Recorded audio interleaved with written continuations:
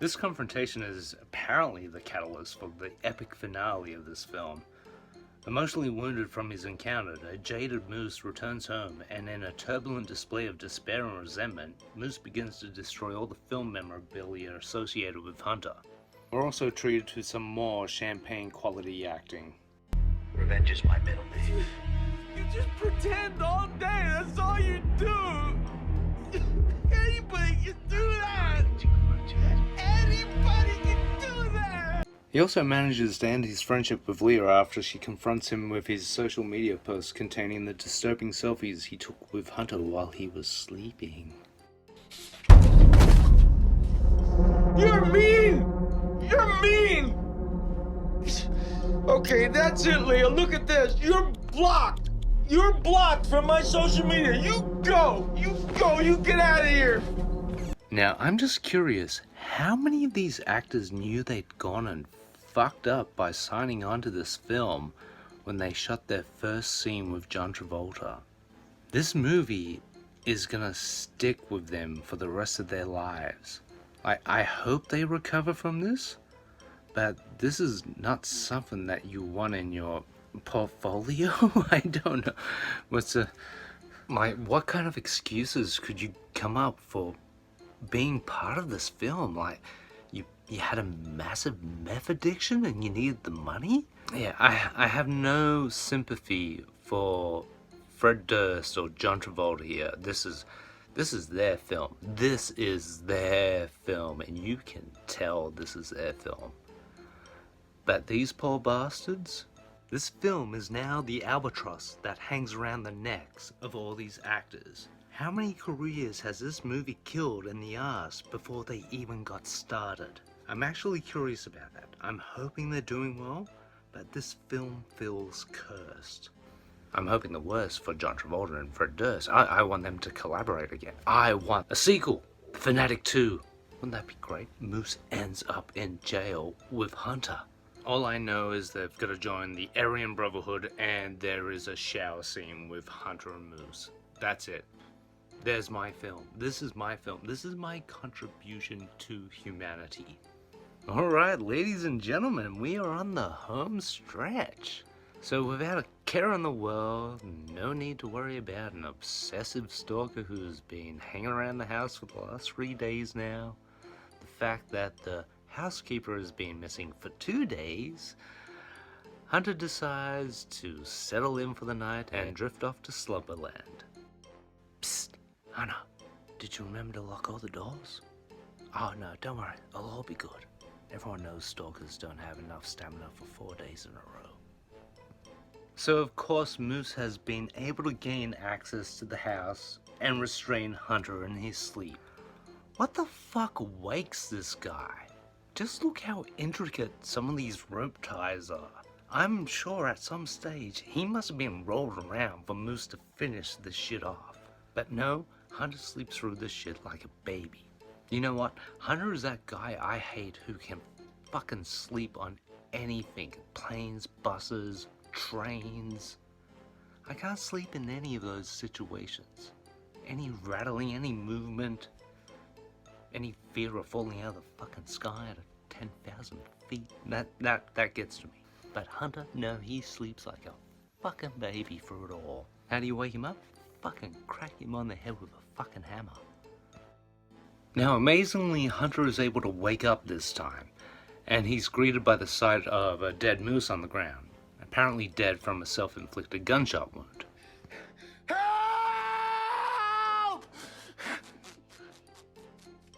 You jigsaw it. Game over. But nah, it's just all pretend, silly. It's all part of the game. Old Moosey boy was faking. All next on Punked. Now, I'm assuming from the dialogue in this scene that Moose is attempting to tell Hunter that he's no better than his fans, that anyone can do what Hunter can do. There's really nothing special about him. He's just been lucky enough to get that golden ticket. That success can be determined just by the mere roll of the dice. And this is essentially true because there are a lot of talented people who have gone unrecognized. And then you have extremely untalented people given a lot of money to make a movie about a stalker. A nonsensical movie about a stalker. Why are you so angry all the time? Now, the dialogue throughout this film is bad, but these last few scenes, it goes from bad to atrocious.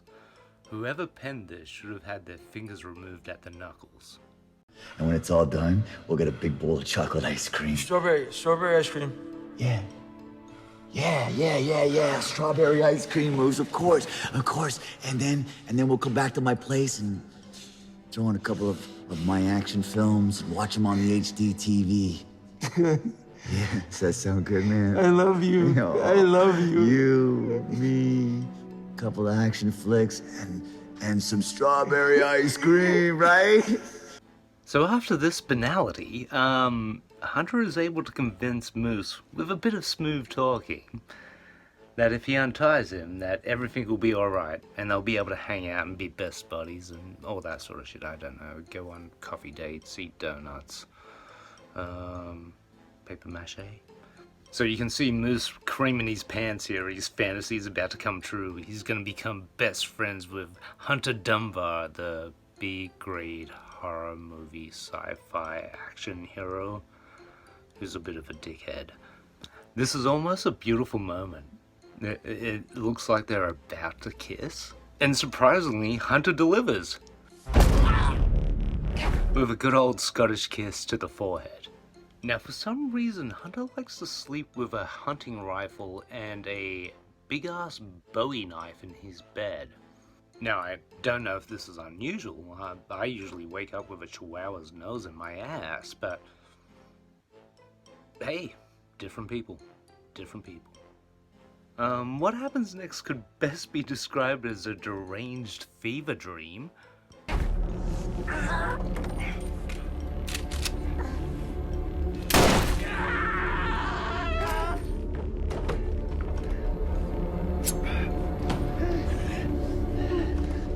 So, Moose tries to escape, but Hunter catches up with him and throws him down the stairs. And after getting down the stairs and meeting up with Moose on the ground, he starts to toy with Moose by shooting at the ground around his head. So it's at this point Hunter decides some retinal surgery is required.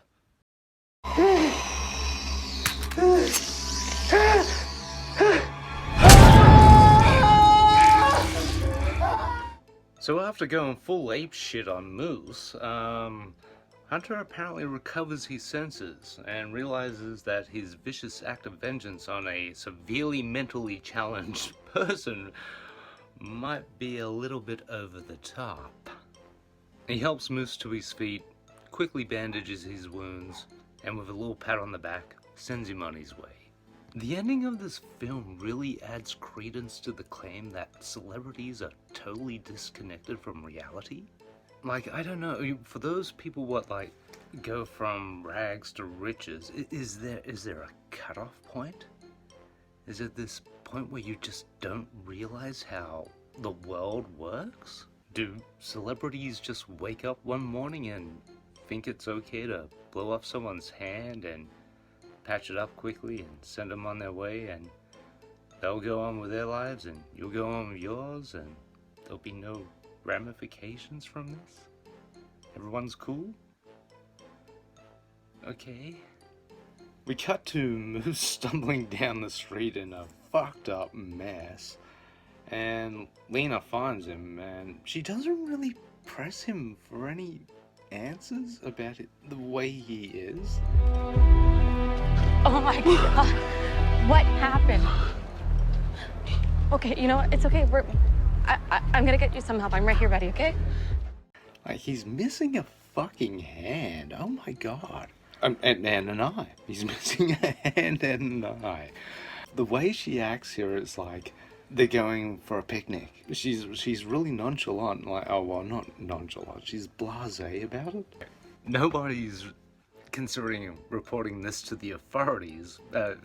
Your friend's just being viciously attacked. You probably want to get to the bottom of this, like to have that person who did this to your good friend prosecuted for the crime they committed. Because if anyone who's blown off hands out in the street, it's probably a good idea to get them off the street into a secure location with steel bars and very thick cement walls. Usually preferable. Or is this just a typical day in Hollywood? I wouldn't know. I'd like to visit with a bulletproof vest and maybe some armed security, but it'd be interesting. It'd be very interesting. Meanwhile, on the other side of town, the police turn up at Hunter's house. Oh, the authorities are now involved to charge him for the murder of his housekeeper, who's been lying in his backyard for the last 2 days now. Now, when you usually go to see a film, you expect the story to be competent and the film to resolve itself by the time the curtains fall. But Fred Durst's masterpiece here is nothing but tatters. It's loose ends and tatters. Actually, the curtain in the cinema is shredded to tatters. This is how bad this film is. It has imposed itself on reality and torn the shit out of the curtains in the cinema where you have been viewing this film. Because there's a few glaring problems here.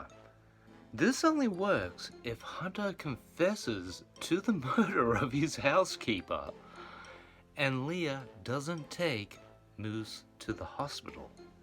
Now, in Fred Durst's world, I can actually believe this shit happening. But in reality, what's Hunter gonna say at the police interview? His story will check out. There is evidence at his house. There is blood smeared all over that fucking place. They'll find Moose's fingers, for God's sake.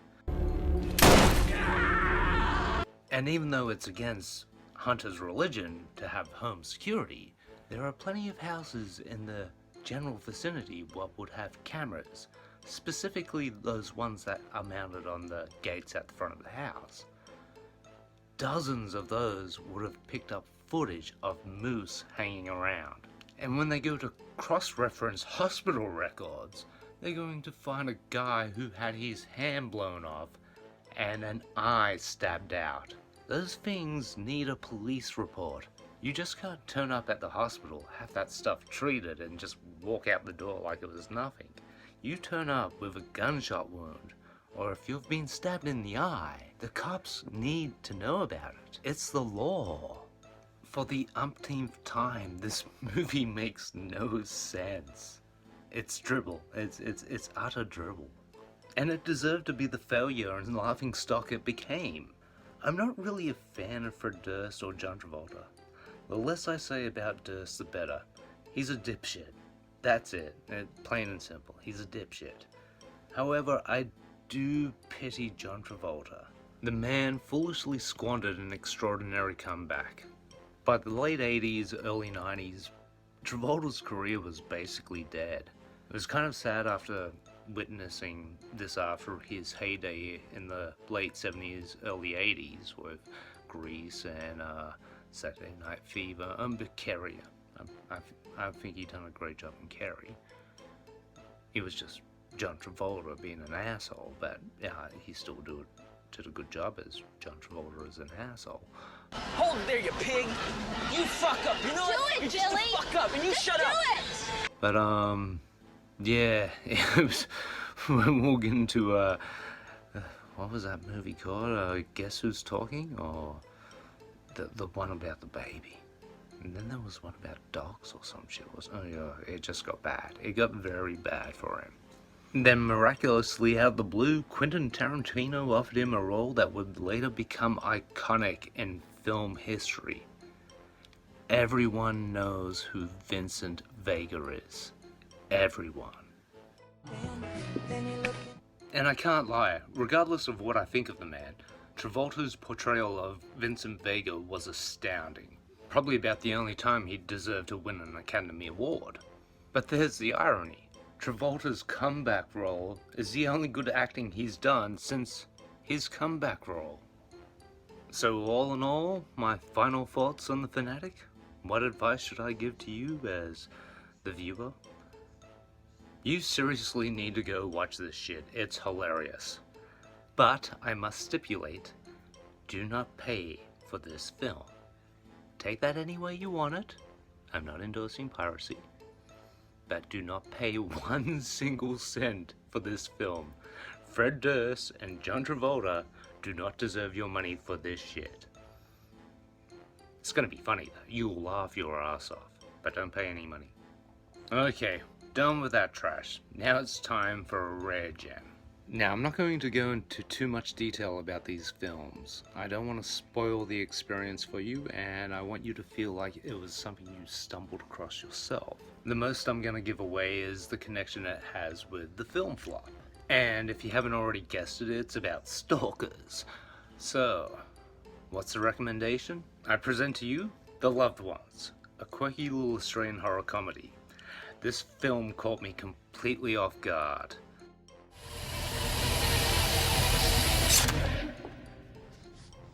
You've got to push harder. 2 hands. I thoroughly enjoyed it, and I believe you will too. At the moment, it is available on Stan. That's Stan in Australia. I'm not too sure about other regions. If you've got a VPN, it shouldn't be any problem. If not, find it wherever you can and watch this film. It's fantastic. Please pay for it. Please pay for it. These people do deserve your money. They put in a great effort here. So great, in fact, I am guaranteeing this film with a cross-eyed dookie seal of approval. So get out there and watch it and help support great filmmakers like this, and don't support people what make films like The Fanatic.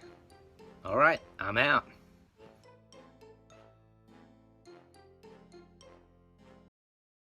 Whoa, hang on. It just dawned on me. Maybe it's Leah here who's giving Moose these haircuts. And inadvertently, she's the cause of this whole situation. Oh my god, this is some Inception level shit we got going on here.